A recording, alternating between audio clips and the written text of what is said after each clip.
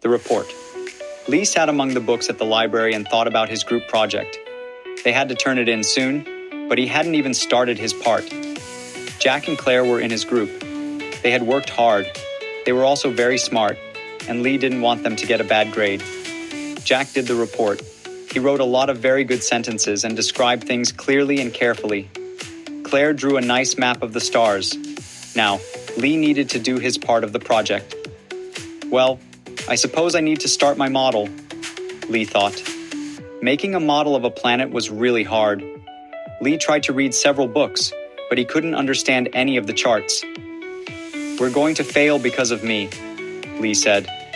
He put his head down on the table and said, "I wish I could see a planet and an alien instead of having to read about it." Suddenly, he had a great idea that would help him solve his problem. Why not go on the web and look for photographs of the Earth and other planets taken from space? They would give him a really good view of the planets they had to talk about in their report. Instead of a bad grade, his group would have the best project ever.